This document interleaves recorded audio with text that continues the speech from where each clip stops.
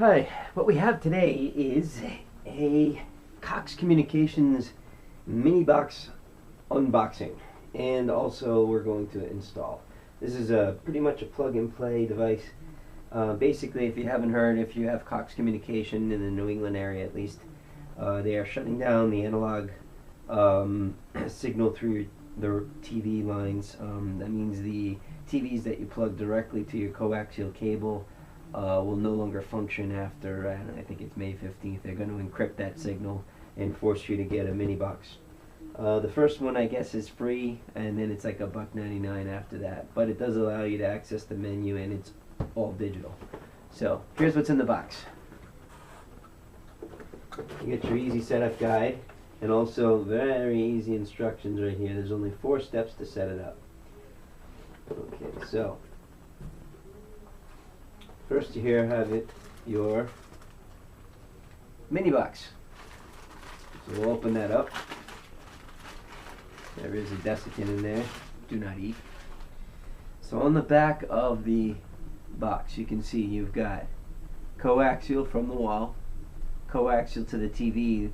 That's if your TV, you have to use a special adapter. We'll talk about that in a second. You've got channel 3 and 4, infrared in, and then you've got HDMI out to the TV. That's important. Most of your flat screens are going to have the HDMI that gets you your digital signal. And then your power cable. So first thing they want you to do, step 1, is to disconnect the cable from the back of your TV and connect that cable to the back of the mini box. So from the wall, you do that first. Then you take this cable, which is your HDMI cable, and you plug the blue into the blue HDMI here on the back here, right there, and then the other end into HDMI 1, 2, or 3 on your TV set. If you do not have a HDMI compatible TV and have an old school tube or projection TV, you can still, without an HDMI, which you may still have a TV like that kicking around, you have this, which is basically a coaxial cable, which will allow you to get the signal using the coaxial out to your old school like tube TV or whatever you got, if it's old school. So again, you use cable in, cable out, old school if you don't have an HDMI equipped TV set. Okay. The other thing is if you've got your remote control here, they give you a couple of AAA test batteries. Straightforward. It's my understanding some TVs are having trouble with this remote as far as operating the volume and stuff, so make sure you save your old remote for your old TV set. So to put the batteries in, you just pop it back out like any normal remote, pop them in, and you're good to go. So it's pretty important here that it says to first plug the TV cable into the box that doesn't have any power yet. Then you take your HDMI cable and go from the blue into the box and into the back of your TV, and then you power it up by using the power cable, which is coded orange. So then once you power up, you program the mini box by following the instructions. You just plug it in and press the power button on the remote on the TV and make sure you're on the correct input, HDMI 1, and then it will start to program itself. So we're going to go ahead and set all this up and program it. So we're going to videotape that next and make that part of the video, how to actually get it to program and enable your TV set to receive the digital signal.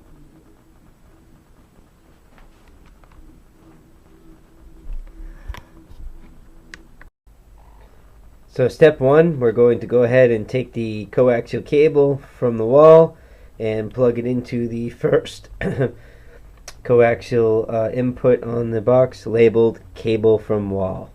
So that's what we'll do first.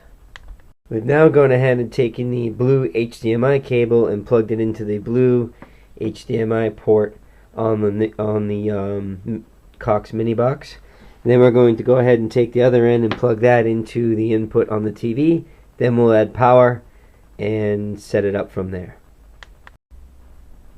Okay, we've now installed the Cox mini box, added power, and set the TV, which is a Vizio 32-inch, to HDMI 1. It is now checking for update. Update found. It's now downloading software. Updating software, excuse me.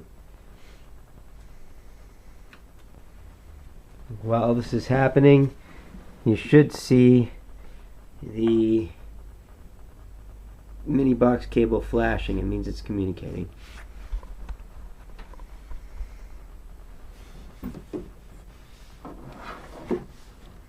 Again, this update is required. These mini boxes, it's a way that the cable company can charge you for the extra TVs. But in the it's $1.99 a month for each TV set. At least you get the digital, and I'll leave that up to you guys as to whether you think it's a scam or not. But you do get the more controls over the TV. You're just now paying for the extra ones. There's really no need to decrypt the analog system to encrypt it.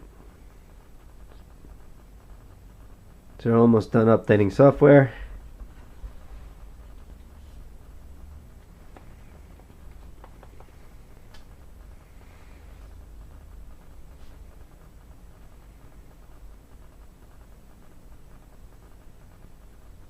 Takes about a minute or 2 minutes to do this.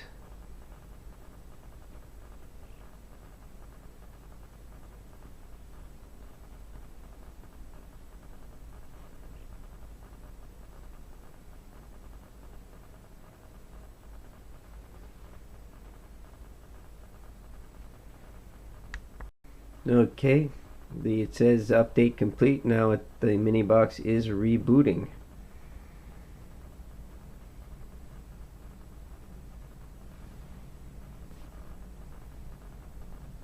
Please stand by while we test and activate your new mini box. It's now a different color. It's much deeper blue.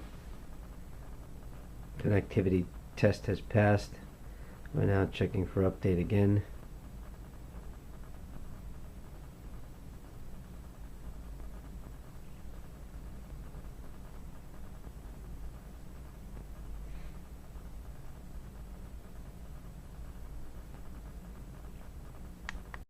So then after it checks for updates, it says activation in progress.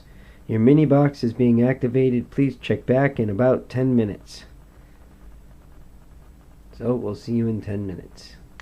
So as the mini box is being activated, it takes about 10 minutes. The next step would be to try to get your new Cox mini box remote, which I understand a lot of folks are having trouble with, to communicate with your TV, because there are many different brands out there. So this is what it says to do. First step is to press and hold the setup button, which is up in the upper left corner right there. Press and hold the setup button until the power button blinks twice. Then press the power button, which is right on the top there, right there. Okay? Press the power button, then press and hold down the digit button for your TV brand, and there's a list here. So basically it's asking you to hold a number down for your specific TV. Ours is a Vizio. So we're going to hold button 0 down to hold it down. Let go of the button when your TV turns off, and now your setup is complete, which means it can then communicate with the TV type you have.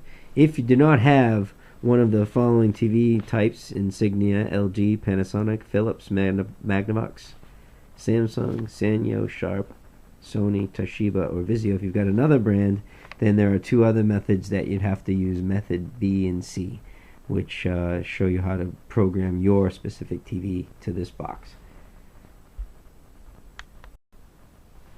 So I went ahead and did the setup with the TV. I pushed the setup button down until the power button flashed twice. Then I pushed the power button once until it lights up. Then I pushed the digit 0 for my Vizio TV and held it until the TV turned off. Once I did that, the TV will now turn on and off with the power button on this Cox remote, and you can move the channels up and down. However, volume doesn't seem to work, and I think a lot of folks are having that issue, so you're going to need to keep your old remote around. So here we go, we'll just test it. We'll push the power button, and boom, it comes back on and powers up, and then we'll go ahead and push the up and down button here once it comes on, and it is high def, so you do get that for the $1.99 a month. So you get some high def there, and we'll go ahead and push it up, and it will change the channel for you. And you can push the guide button here, the menu button will bring it up, and then you can push guide and get your whole guide, etc. So there you have it. That's your setup on the Cox mini box deal.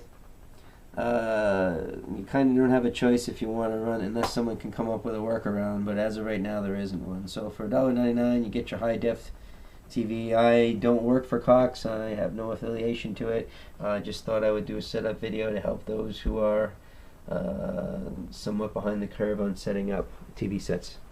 Thank you for watching, we appreciate it, and enjoy your new high def cable. Take care.